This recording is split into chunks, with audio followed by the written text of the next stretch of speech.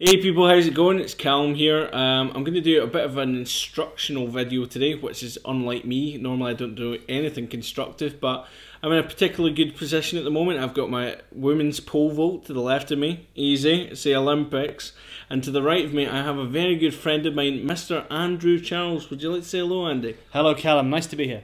So basically Andy's going to be running through something that might help you today, and I'm going to basically let Andy talk away because I'm starting to talk pish. So Andy, carry on. Okay, thank you, Calum.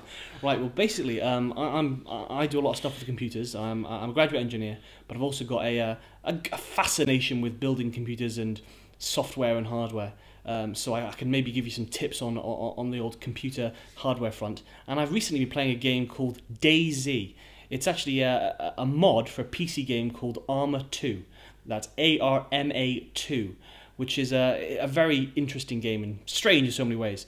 It's a first-person shooter that's like a military hardcore shooter. In fact, the same engine that this company uses to make this game is the same one used by lots of militaries around the world, including the UK, US, and a bunch of other militaries for their simulation of soldier simulations. And it is really difficult to use.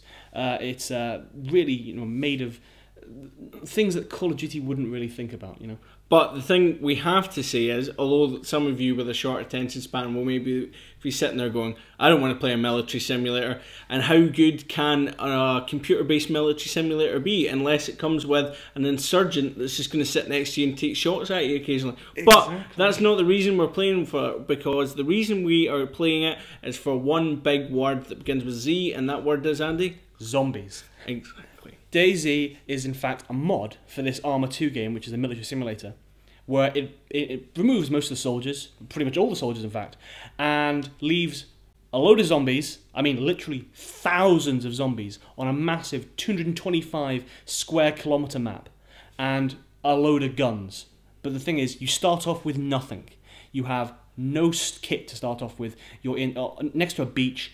The world is full of zombies, and also a bunch of other players, survivors, who may or may not want to see you die because they want to take your beans. But also, it's a kind of game where it's very freeform. There isn't really any missions. It's like a sandbox, and players make their own kind of their own stories up, and it is so much fun. But it's also scary as anything, because the world is dark. I mean, it is a really dark place. I mean, and not just at night. Not just at night, yeah. Not just at night. I mean, at dark, it is pitch black. But if you get hit once, there's a good chance you're going to die. The zombies pretty much don't stop coming at you. And if you shoot your gun, oh look, I've got an amazing assault rifle, you might kill that one zombie, but the 30 around him will hear that shot and run after you like you've just fired the dinner bell. So it is really quite scary, and it's got so much tension that you're, unlike kind of games you would normally play, possibly, you're just gripped into the game, and it's just a fantastic atmosphere. It really has to be tried out if you can. Well, I think there's an attachment to your character as well, because like you said, when you die in this game, you die, you have to start right over from the start. Exactly. So the big worry and your big danger in the game really is other players, because they can kill you easier than anything else, and most of the time they can kill you before you even see them.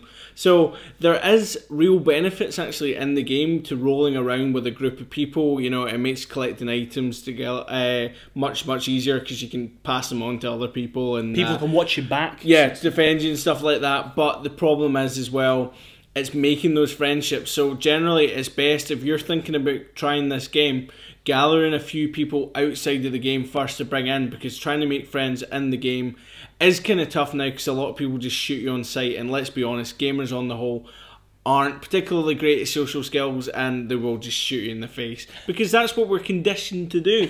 We see someone else, we want to shoot them in the face. It's a in man. The game, don't do it outside, you will go to jail. So basically the main reason we are talking today on the internet, or any other day that you watch this, because you might not just watch it today, you'll watch it anyway. The wonders of the internet. Well, that's it. We are here to stay. So Andy's basically going to run us through now a couple of recommendations he's got for kind of gaming PCs, but also just pretty high-end PCs in general. I mean, my computer knowledge is generally pretty good, but Andy's got a lot better knowledge of PCs than me. As a lot of you will probably know, I'm more of a Mac user. I'm normally more anti-Windows than a burglar, but I've kind of, in recent times, I've installed Windows pretty much just to play games. So I've got that kind of sitting on the side there, and it was Andy that brought me into it. So who better to run you through it than Andy? So I thought I would let Andy give us some examples. Yes, thank you very much, Cal. Well, I'm going to come at this from a DayZ perspective. So obviously all of this will be geared towards DayZ.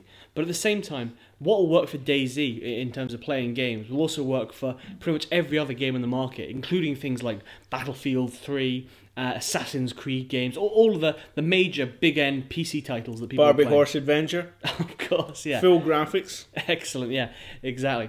So these kind of things carry over. The one thing you've got to concern yourself about with our Armour is it's very CPU intensive. So you need to go for a system which has got a powerful CPU. And I'll talk about some of those requirements as well. But one thing, I'm going to go from it from 3 stages. Go from a solid gaming PC, so something which is going to cost around about the £900 mark. What's that in dollars? I'm honestly not sure. Probably, well, it's 1.5 in it, isn't it? So 1,400 or something? Yeah, 1,300. But I think prices sometimes in the US are a little bit lower, so you might get, yeah. So that's the kind of price for like a pretty beefy system, including Windows. Then a more budget PC, which for around £550, which I think is probably about $800 or so, maybe. No? Yeah, $750. And then I'm going to come from an angle of if you have a computer which is pretty decent already, but you just want to upgrade it, how would you go about doing that? And not just LEDs and fancy accessories. Some nice case mods. No, I think we'll go more into it. So first of all, what makes a good gaming PC for DayZ? Well, first thing, as I said, it's CPU heavy. So you want to get something with a nice modern CPU, preferably with quad-core. A quad-core CPU. And at the moment, Intel does really dominate in terms of CPU performance, especially at the same kind of price brackets. AMD really aren't quite as competitive unless you go really low end. So I'd recommend something on the level of an i3, but more ideally an i5 CPU of the current generation. It does require a decent graphics card to play. I mean, I'm playing mine on like a 4-year-old graphics card back home, and it looks okay. But with a more modern graphics card, you certainly do get some benefits in performance, and looks a whole lot nicer. So it requires a nice graphics card, I'd say. One thing to say as well, your spec will kind of partly depend on what else you want to do with it. Like, yes. For example, if you want to do video editing and stuff like that, this configuration will be perfectly good enough to do that. But if you want to, say, run fraps to record Armour and stuff like that, you will notice a big drop in your frame rate when you start recording. So take that into account. If you want to record, you might want to go for some slightly higher spec parts. Yeah, exactly. I'll mention that as I go through. The thing with video recording is often to do with the CPU and the storage drive. So if you've got, we'll talk about that as we go through. But video recording is something which is happening quite a lot in DayZ because people are having, because it's not a linear game. There isn't any set missions, so people are coming up with their own things to do and then recording and showing their friends, and there's been quite a lot of really good videos coming out. I mean, we've tried a few ourselves, and it's really good fun to do, and people enjoy watching them. So that's one thing to consider. Also, it doesn't need too much RAM, so don't go mad on RAM. But as Callum mentioned, if you're trying to do other things like video editing, image editing, things that do require RAM on a PC, then you can always add more of that. We'll talk about that, because RAM is also quite cheap. And finally, in terms of the spec, the new type of hard drives called SSDs, solid state drives, are very, very good for games like this, Armour, where they have so many things that are being read constantly that they really do improve performance and you won't see probably a frame rate boost if you're just looking at average frame rates, but often it feels much smoother to play because it's got such a massive map to load that you'll find the gameplay is better. So think of an SSD as a very almost a requirement for, well, not a requirement for this game, but a big benefit, and that goes with many other games as well. And you don't want to confuse that with STD. That's a whole thing altogether, and you don't want to be paying for that shit. Yep, that's not something to make it confuse, not anytime soon. So first of all, I'll go through a solid gaming PC. So if you just think of we've said a £900 kind of level, this is what will get you. So you might want to write this down. We're going to show you this on screen, so you can figure this out yourself. The first one is the CPU. You also, the other components you need for a full-on computer that you're going to build yourself is a CPU, motherboard, RAM, that's memory, graphics card, a storage drive. You could either just have an HDD, a hard disk drive, a magnetic one, or you could also have an SSD to run that. An operating system which will run on the storage drive, like Windows or Linux or Mac or OS X. I mean, depending on what you're doing. For gaming, it's really Windows you want. Then you need a case to put it all in, a PSU, a power supply unit to power it, a DVD drive just so you can use it for DVDs. Some people don't actually need this anymore, so that's possibly an option. And also sound card. You get one on the motherboard, but some people like to add them in. So for a solid gaming PC, the core of the system, the CPU, I go for an i5 3570K. That's a quad-core Ivy Bridge CPU. Very powerful. Can be overclocked extremely well. It's at 3.4 GHz stock. It clocks itself up with using a turbo mode, so it automatically overclocks a little bit. But if you want to overclock it manually, then you can get this thing up to 4.5 GHz without much difficulty. And this will just eat through any game and will make Arma 2 and DayZ look very good indeed. It'll run very nice smooth frame rates, pretty much as best as you can get on current hardware. So very, very good. And it costs about £170 for that CPU. And to be honest, it's a pretty good deal. There are other higher end CPUs available on the market. Things like the i7 3000 series. People would say, oh, we'll go for that, it's a bit better. But to be honest, it's the same kind of core as an i5. They're both quad cores. They're both using the Ivy Bridge architecture. The i7 has a bit more cache and a slight clock speed boost and hyper-threading, which means you get virtual cores. But what does that mean in for gaming terms? To be honest, very little, if anything. In some cases, hyper-threading can be worse, and you mean you have to turn it off for some games. So, and you end up paying at least 50 quid more for the i7 over the i5. So it's not worth going for, to be honest, for a gaming PC. There are even higher end ones using the Socket 2011, which is a high-end enthusiast board. That's a very high-end CPU, but in terms of gaming, it doesn't really provide any benefits unless you're going for crazy multi-graphics card setups, which are going to cost you just £1,000 just for the graphics card. So unless you're going for that level of system, then you can pretty much stick with the i5 I've just told you about, the i5 3570K, because that is the CPU to go for. Anything more than that, you start really pushing, everything else, and you start getting a lot of diminishing returns. Then I would recommend an aftermarket CPU cooler to cool things down. I like to do a bit of overclocking. They do come with a stock heatsink, which is perfectly decent. But if you want it nice and cool, want it quiet, and do some overclocking, I'd recommend something on the level of a Prolimatech Mega Halums, maybe a Thermalright. They've got Archon HR2s. Pretty much any decent Thermalright over £30 will get you a really nice system for overclocking. So that's great. Then for the motherboard, I'd recommend the Gigabyte Z77D3H. This is a cheap motherboard. This is I mean, as motherboards go, this is probably around about the £80 mark. It's not got all the bells and whistles that you would see in some high-end motherboards, but to be honest, it doesn't need them. What it's got one good PCI Express slot for running any graphics card. It runs it with an Ivy Bridge CPU at PCI Express 3 speeds. It allows overclocking with the CPU, and with this board you can get it to 4.5 GHz, provided you've got decent cooling. It's got 4 RAM slots, plenty for RAM. It's got onboard LAN and audio, which are good enough. And to be honest, it will get you going. And you could spend more, but you'll, again, diminishing returns. This will get you going, and it's a good value. Then for RAM, you can go for 4 gigs, you can go for 8 gigs. To be honest, for this kind of game, you don't need a lot of RAM. But the price of RAM these days, you can probably get 8 gigs for 30 quid, 4 gigs for 20 quid. So I just go for the 8 gigs. Bit of future-proofing. Yeah, exactly. You might use it in the future, so it's worthwhile having the 8 gigs, especially if it's going to cost you about £10 more, $15 more, maximum. I mean, a lot of laptops now are coming with 8 gigs standard, so I mean, it's kind of pointless to have less than that in a desktop. Especially when when developers start seeing computers are coming out with 8 GB standard, then they're going to start making use of that because they know that a large amount of their install base will have that available to them. So that's something to look out for. So I would go with the 8 gigs. Also, when you see lots of different speeds of RAM, you've got to be a bit worried. I mean, to be honest, with these CPUs, if you went from 1300 MHz to 1600 MHz, it's a small jump in performance, really quite tiny for games, maybe a few percent. When you go from 1600 MHz to 1866 MHz, this performance jump is even smaller.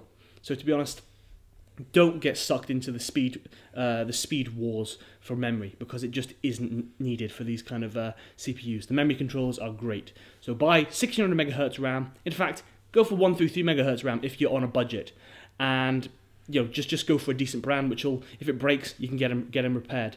Most of the decent brands like Crucial, Kingston, Corsair, G-Skill, they all come with lifetime warranties. And as long as you buy from a decent retailer, that's going to get honoured, and you ain't going to have to worry about DDR3 RAM forever. The graphics. This is something which you've got to have a look around about for pricing. At this level, I've chosen a graphics card that costs around £200. This is the 7850 graphics card. It comes with 2 GB of onboard RAM. It's a fast graphics card. It can be overclocked really well if you're into that kind of thing. But even at stock speed, it's a very fast graphics card. DirectX 11, and to be honest, this will run any modern game very nicely indeed, so long as you're not pushing the resolution past, say, 1200p, which to be honest, most of us aren't. So for that res and for playing modern games, this will do you well for a while. There are other graphics cards coming out. There's the GTX 660 is in the pipeline yet, but at the moment, I wouldn't go for an NVIDIA card until that comes out, because the things like the 670 are in the much higher price ranges. But this is a great card, and you don't have to go overboard for playing DayZ, because it really does use the CPU more than the GPU, as long as you have a decent GPU to kick out the frames. Then it comes to the SSD. I would really recommend getting an SSD with a new gaming PC, especially if you're going to be spending this kind of money. And because prices have really come down recently, you can get something in the 120 gigabyte range, quite nice. You can get the 128 gigabyte Samsung 830 or the Crucial M4, both extremely good performance drives, reliable, and they're actually quite good value these days. So you can pick those up for, I think, around about £80.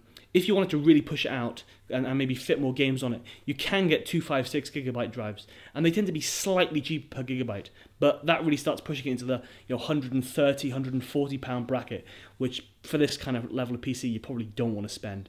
But 128 gigabyte, I can tell you from personal experience, is plenty for putting a few games on it and all of your Windows and your main applications. Plenty. As long as you just keep an eye on it, you'll be fine, and you'll really relish the performance increase.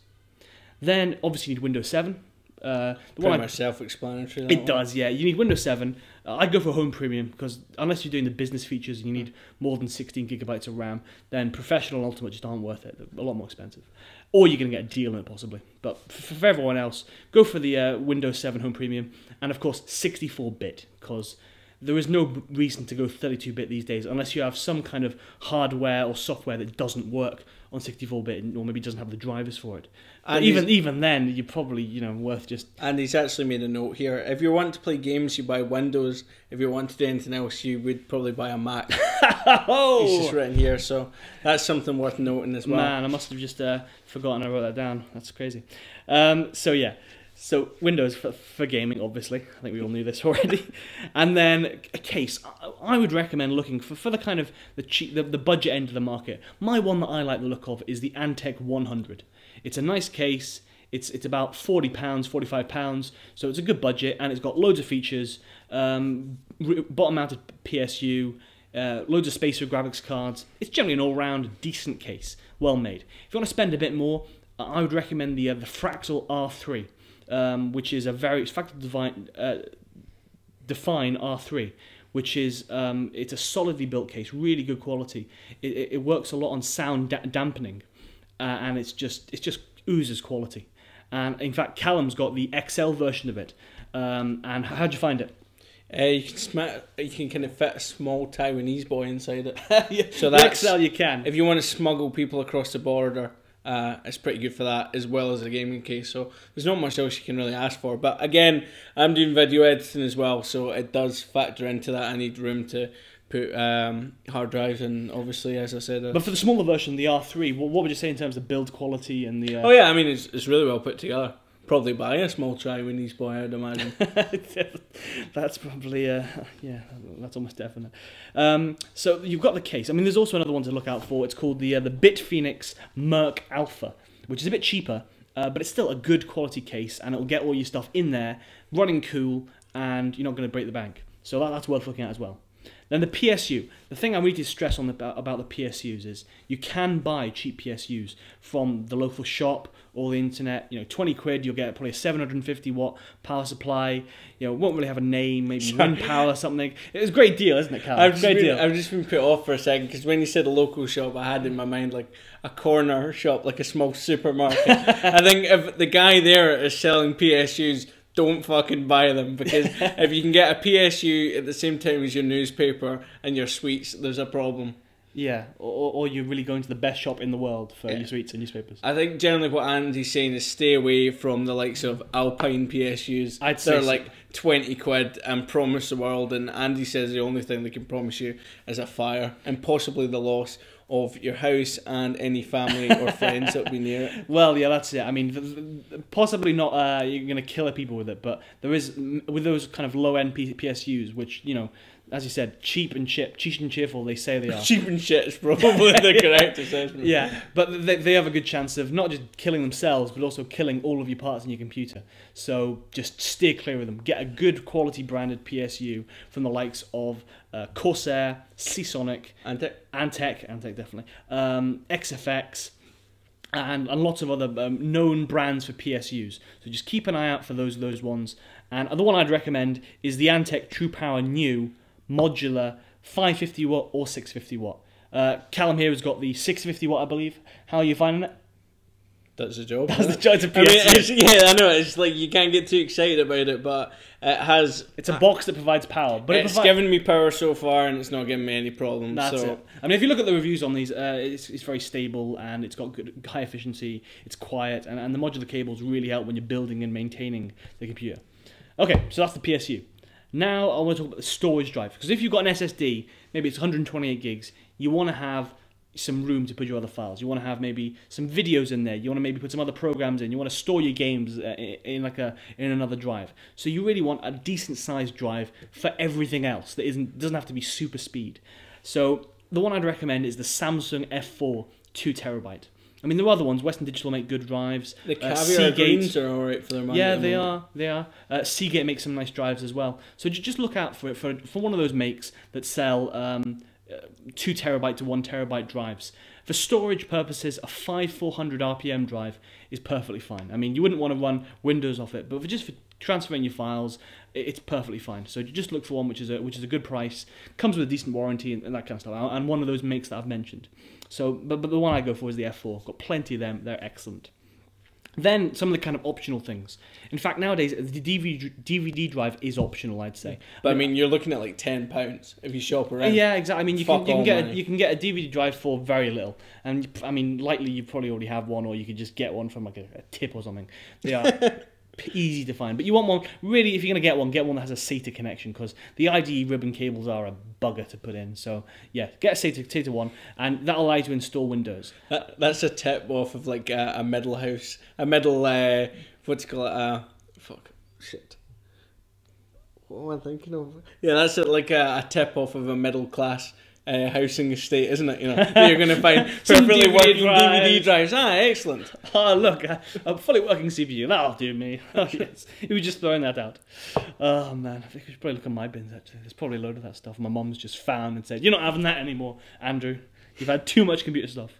Yeah. So, DVD drive, yeah, you may as well get it. It's not too expensive, and you can play your DVDs, and I think we still make videos in them nowadays. You can buy them in shops, can't you? I hear that still happens. Their digital versatile disc. Yeah, I think they're trying to kill it. They are. I mean, you could buy a Blu-ray drive, but to be honest, they cost about 50 quid. And they're just about out the fucking window as well. You can throw them out the window really well. Yeah. That is the advantage of the disc format. And with the Blu-ray discs, it's going to cost you 50 quid for the drive. It comes with free software, but it's only stereo. And so they want you to spend another 30 quid on the software. So to be honest, you're totally better off just buying a standalone DVD player and just getting that, and it'll be easier to run, and because there's no games that come on Blu-ray, so it's purely for films, and if you have like really large files that you can transfer. But apart from that, it's not worth having. So don't go for a Blu-ray drive. I'd say just get something standalone, or get a hard drive. So last couple of things. Sound card. it's nice to have. I mean, you can get sound cards these days, like things like the Zonar DG, which has a built-in headphone amp, costs about £23. So if you can use headphones, it's a great little sound card. Really makes things pop. And you know, the audio quality from it, if you've got half decent speakers, is a step above the onboard sound you get from pretty much any motherboard sound card. So check that out. The Zonar DG is worth a look. You can spend 50 quid on a sound card. You can spend £100 on a sound card, but to be honest, at this level of budget, Zonar DG, it's worth the punt, because it's just, you know, it is a step up for a small amount of money. And that's pretty much it. You can buy some extra fans, but as long as you've got, say, 220mm fans, for this level of spec, you'll be fine. So that's the solid gaming PC. I want to just talk about the budget gaming PC. It's this one is only £560 I've put in for, so it's a much lower price. But also, it is able to play these games well. If you look at the benchmarks for the games, the CPU I'm looking at is the i3-2120. This is a Sandy Bridge dual core. It can't overclock, and it hasn't really got it hasn't got the overclocking ability and the extra cores that the i5 has. But it still costs around £100, so you aren't getting quite as much bang for your money. But if you've got a lower budget, it is worth having, because if you look at the performance things, the performance charts, it still is up there with an i5 for playing games like Arma 2, because a CPU can only do so much, and this has got a lot of grunt per core. And the scaling across multiple cores, like 4 cores, is okay, but if you can just increase the speed, then you know you're pretty much already there. So this i3 is, you know, it's, I think in some of the benchmarks, like 70 to 80% of the speed of an i5 in this game. So it's not a bad deal. So that's an i3-2120. For this price, you get a stock CPU cooler. I'd stick with that. You can buy a 15-20 quid CPU cooler, but to be honest, because there's no overclocking, it's really just to keep the temperatures down and to keep the noise down. And the stock cooler isn't terrible for that stuff. Then I'd go for an H61 board. H61 is like the low-end socket 1155. So you can't expect much. You're going to get 2 DDR RAM slots, a single PCI Express port, and not much else, to be honest. You're going to get quite a few SATA ports, and it's going to be in micro ATX format, so it's not going to be a full-size board. But to be honest, for running a CPU like an i3 at stock speeds with a single graphics card and 8GB of RAM, that's 2 sticks of 4GB, it's perfectly adequate. And you can get these things for under 50 quid. So you're making a big saving compared to a Z77, especially with a CPU that can't overclock, so that option isn't there. Then graphics card. The one I really would like put in this one is an HD 6850. So you have the 7850 in the higher end build. This one is the 6850, which has got half the VRAM. It's the previous generation, but to be honest, it's £100 approximately if you look around. And they are solid graphics cards. They're really quite nice performance for the money, and they will play pretty much all modern games at kind of medium to high settings depending on the game. This will play Arma 2 very well, because this is a graphics card which has got enough oomph to play DayZ and Arma 2 well, while the CPU has its own battles to win. But this GPU is fine, and it's a good price. You can spend a bit more, go for things like a GTX 560 or an HD 6870. Just look at the prices. If it's a lot more, then maybe forget about it and just go for the 6850, because the 6850 is decent enough. Again, the graphics card, sorry, the RAM, go for 8 gigs of RAM. Even if you have to get the cheap stuff, even if you have to get the 1333 megahertz stuff, as long as it's got a lifetime warranty and you buy from a half-decent shop, then you'll be okay. I'll give you some recommendations for shops a little bit later on, at least just from my personal experience. I'm not being paid by anyone, it's just what I've used in the past and I've found have been decent. If anyone would like to pay us, though, we are receptive. yeah, we'll take bribes, no bother. Our views can be easily bought. At the moment, we're completely impartial, so that's okay. If you see us kind of like siding onto one thing, I mean like, ooh, this Coca-Cola is great, then you'll know what's happened. But right now, we're impartial and we're just going from our gut. Okay, finish off this budget PC. You can get 64GB SSDs these days for around about 40-50 quid. Because, I mean, that's enough to run Windows and like a game like Arma 2.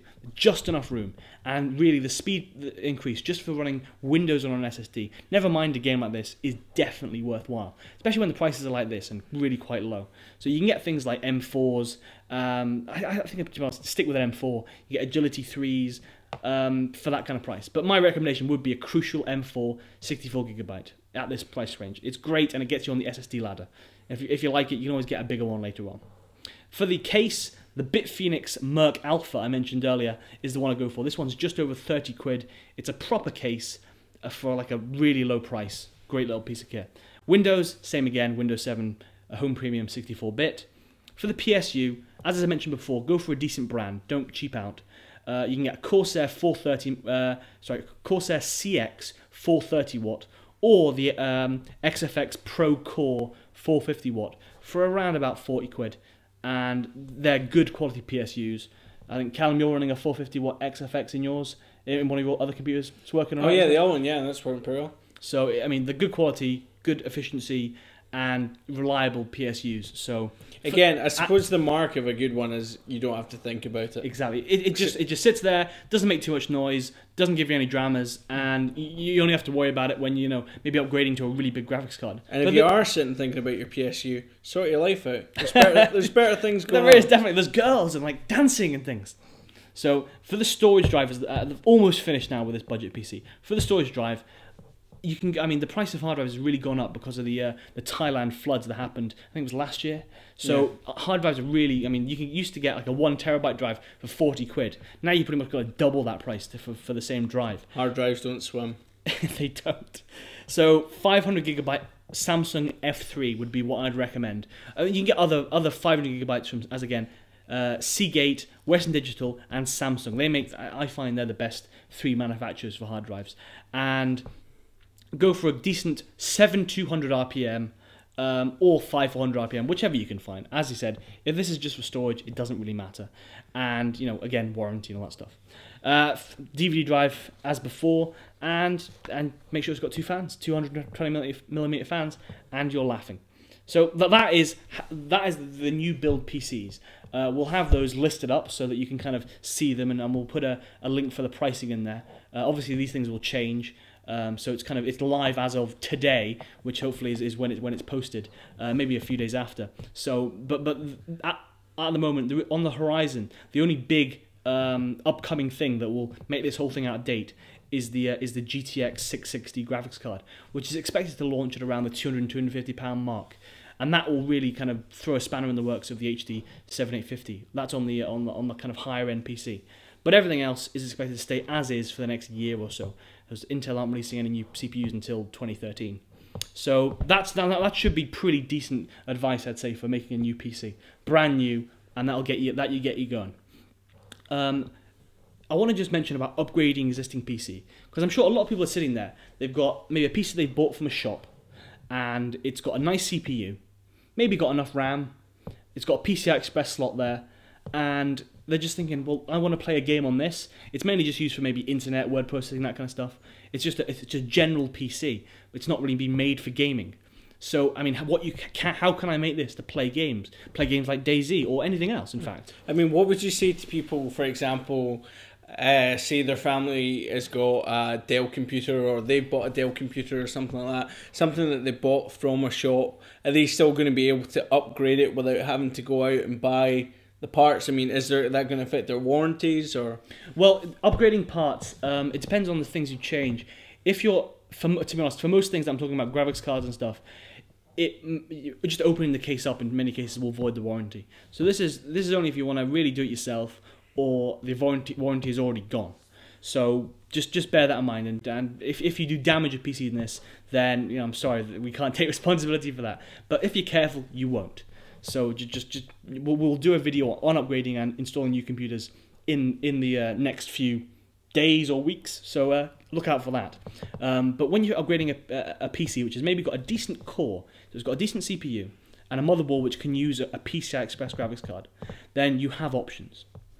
For example, if you've got a CPU which is of the level of a Core 2 Duo, so an Intel Core 2 Duo, or better, a AMD Phenom 2 X2 or better, So that includes things like the Intel Core 2 Quad, the Intel i3, i7, i5, and the AMD, pretty much all of the Phenom 2 series, and even the Bulldozer series, to be honest, and quite a lot of the Athlon 2 series.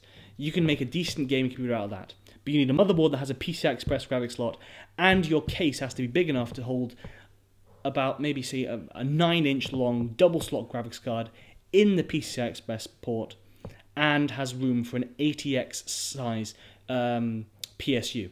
I'll show you what the size of an ATX PSU is so you can get an idea of it. Some PCs come with like a custom PSU. Unfortunately, that won't work unless you want to completely recase your PC. But if you've got all those things, you've got an ATX PSU size, a decent CPU, motherboard with a PCI Express slot, and enough room for a graphics card in that slot, then you are pretty much golden for a reasonably cheap computer upgrade. What I'd recommend you do is take most of the parts from that budget system that you can upgrade. So you take the better PSU, so you take that XFX 450 watt or the Corsair 430 watt, and you use that as the PSU. So you replace the old PSU, put this new one in, and then you use that as the power. For the graphics, I'd go for a 6850. So it's a £100 graphics card. It's good quality. It'll get you running modern games well, as long as your resolution doesn't go over, say, 1080p. And put an SSD in it. It really does make a big difference. So just go for a 64 gig one, 128 gig if you're feeling you want to push the limit. If it's got this kind of spec, then your motherboard should have SATA ports. Even if they're only SATA 1 ports, to be honest, it's still worth the upgrade. And then finally, make sure you've got at least 4 gigabytes of RAM. Really is worthwhile. And if you don't, DDR2 is a little bit expensive. DDR3, if it runs DDR3, put 8 gigs in it because it's so cheap. It really is like 30 quid these days for 8 gigs. And if you've already got RAM in it, you possibly don't need to buy the whole 8 gigs. One last thing though, in terms of the upgrade. Your system might be running a 32-bit version of Windows. Dell might have put on 32-bit Windows 7, right? Just because they did. I don't know why they did. Thanks. Yes. So that means you can't address more than 4 gigabytes of RAM total, which is not great. So what that means you want to do is you can actually use your existing license and install 64-bit on it. That works with pretty much all OEMs, especially, and so it's worth a try. And in fact, you can actually get the discs usually from the OEM, the company you bought the computer from, for the 64-bit version for no cost or just the cost of postage. So if you've got a 32-bit version of Windows on a pre-built computer, then it is worth giving it a ring or even trying to do it yourself after you've had a look. So that's a top tip there. So if you imagine you've now really considering getting a nice new PC using one of the methods we've just discussed, there's a few other things you can do with a PC, not just playing games on it, which is obviously a really good thing. It's true. Well, I mean, something probably to talk about as well would be, because I think we're running to fucking ridiculous time now, I suppose if we summarise quickly, people know that there is a lot of other shit that you can do with them. For example, video editing, photo editing, browsing, emailing, clicking, scrolling, typing, kittens, pictures of kittens, videos of kittens. Well, you can do video capture. You can do CAD. You can do number crunching, like folding at home. But on the gaming aspect of it, you might want to talk a little bit about why people would choose to get a gaming PC over a console. Now, I'm not talking about something like a Super Nintendo or an N64 or something like that. If you choose to buy your PC over that, well, that's your call. We don't advocate that, but I'm talking about something new like a PS3 or an Xbox 360. I don't have either of them, for example. I'm relatively happy now that I've got a computer that just does games and that sits over there. Tell the people what you're going to be getting. Okay, first of all, console gaming is great. Console gaming is, you just put the disc in, you're playing the game. The patches are all done for you. Got to plug it in first, right? You have to say just about. If you're just going to expect to pop in the disc, you're going to have a bad time. Yeah. But you got your control system; it's sorted.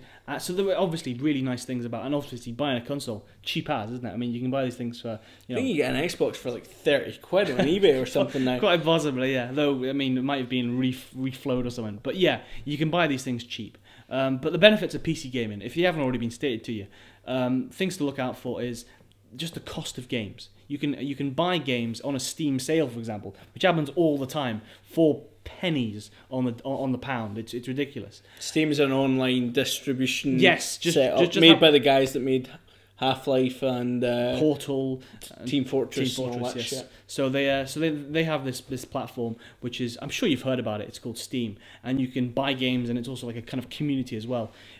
So it's worth getting on that, and then just looking for the deals, because they often knock down AAA games that have come out in the last year just to crazy prices. I mean, you've seen some for under £10. When you think, that game on a console would still cost 30 or whatever. And also with buying PC games, you're not paying any platform licensing costs. I think for a PS3 game or Xbox game, they have to pay money just to be on that console. While for the PC, there isn't anything like that, so it's cheaper. The games are always cheaper to coming out, and the prices tend to drop really quite low relatively quickly. So that is a benefit of it. Though on the flip side, there isn't the kind of rental market and the pre-owned market. So once you own a game, it's pretty much yours, and you can't really rent them because obviously people have been pirating these things like you wouldn't believe. But stay on the right side of the law. Buy the games. Buy them from places like Steam or what's the other one? I don't know. On Live? No, OnLive's a streaming one. Yeah, but you can rent games from that. Oh, you can rent them from that. But that's a very different thing, though. You can do that on a tablet. You might as well. But there's lots of. Obviously, you can buy. There's EA's Origin and lots of other cool ones. Might want to mention about graphics. I guess. Yeah, well, I'm just getting there. Yeah, with PCs, one of the things you will see said is that the graphics are a lot better, and because PCs are an ever evolving thing, it's not. They haven't just made them in 2006 and released it. It's been going on since then. The graphics are significantly better because with a PC, it renders it at the full resolution. So if I've got a 1080p monitor, it'll render it at that resolution. It'll probably be able to put it out at 60 frames per second, or probably around about that on a decent game with a decent PC, and it will look great. And you'll be able to apply things like anti-aliasing and shadows and all the cool stuff that makes games look really nice. While on a console, often they're rendered at 720p resolution or lower. I think Call of Duty is about 620 or something. I think the original Halo was like 920 by 576 or something. Not Halo, sorry, Halo 3. Possibly, yeah. I mean, they're quite low resolution, but obviously they bring it up. They've got very good scaling hardware, so they can scale up to full resolution, and it doesn't look too bad. But you can, if you put them side by side in a game which has been ported over to the PC properly, there is a big difference in quality. But this is assuming this isn't the way you want to live your life. We're assuming that if people are listening to this, they want to try a little bit of the honey from the other pot. Oh yeah, well it is worthwhile. I can definitely attest the games look nicer on a PC. Many games do. And also Tetris is much the same. It is, yeah. So Solitaire generally is. I think getting a new graphics card of that does not help. They've peaked with that. I've tried. So that's one of the big benefits of the PC. Let me just. Okay, so there's also a something said for the mouse and keyboard control system. With consoles, obviously you have the controller, which is great. But on the PC, you can also use a controller. The controller is USB, like an Xbox 360 controller. Works with pretty much all games and can be configured for most games. One thing we didn't mention earlier on is, sorry, I've got a piece of pizza now. Love it. You need to get a keyboard and mouse. That's one thing to mention. I mean, some people might have overlooked that. Okay, yeah. If you've got some way of interfacing with your computer without the keyboard and the mouse, I don't want to fucking hear about it. All I'm saying is we stick straight down the line here. Get a decent mouse. I can't recommend the Apple Magic Mouse. Lovely mouse for everything else. Love it for editing. For games, not ideal. So get something with a decent response speed, optical. Have you still got a trackball mouse? What are you doing with your life? That's a point. That is a point. A decent keyboard. Earlier I was mentioning about the PC main specs, but as I should have also said that with a PC, you obviously need your input and your output. You will need a mouse, a keyboard, some kind of sound output, be they speakers or headphones, and a monitor. If you want some just basic recommendations from me, for a keyboard, I would just go for a basic like Logitech, Microsoft keyboard that feels nice to you. Have a go in a shop, see what you like. They're often there available. Yeah, it's a good place to go to, but probably buy it online because the price is often a lot cheaper. For the mouse, I'd recommend something by Logitech, to be honest. I mean, you can buy it from a lot of places, and I'm sorry if I'm brand kind of going for, but honestly, Logitech are fantastic. I'm not being paid by Logitech, but I've had so many Logitech products. One time I had a Logitech speaker system that just broke on me. It was outside the warranty, and it was worth about 250 quid.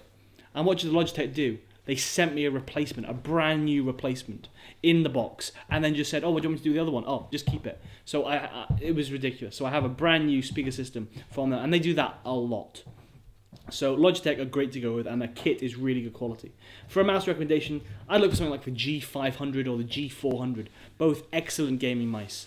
For the speakers, I'm not really sure. I mean, again, Logitech and Creative, they make great like sets of little speakers, generally cheapish chips, going from about 20 to 40 quid. 2.1 that'll do the job nice and it'll sound good. Depends what you're doing. I mean, I use an amplifier from 1982.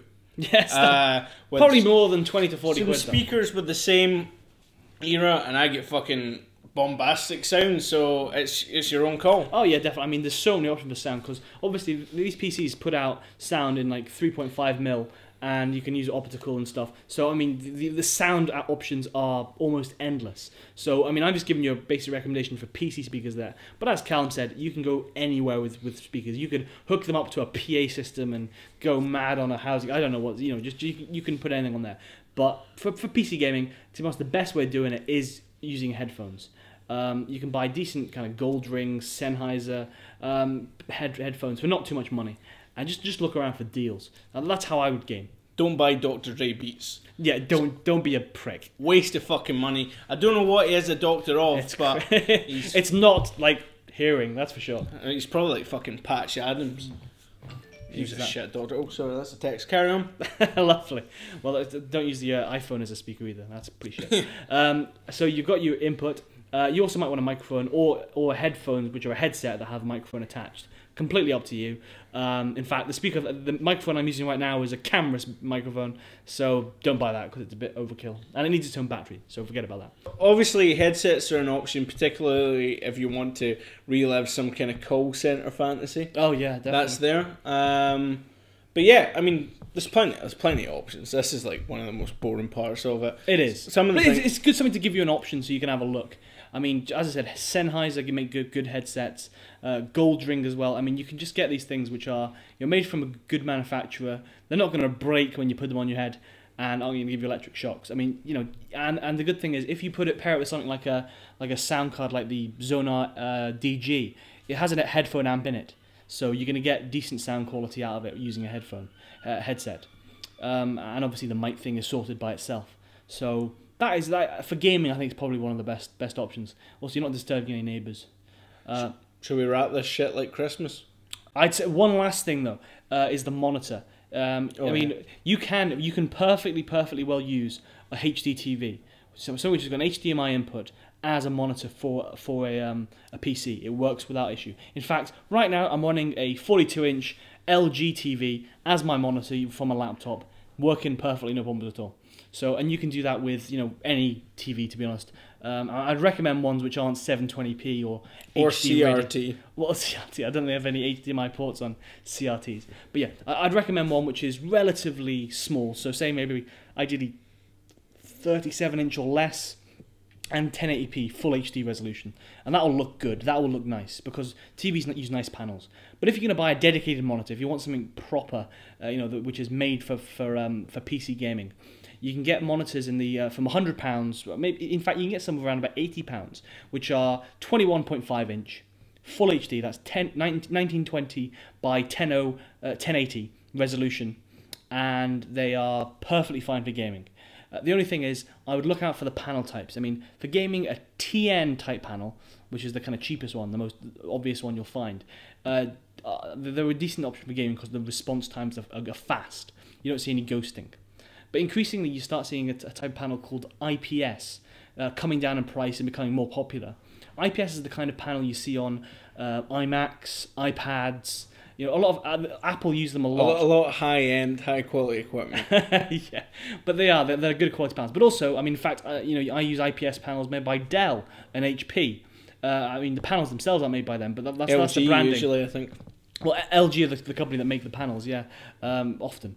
But you can get these things from like one of my favourite monitors at the moment. It's the cinema display, the Apple one.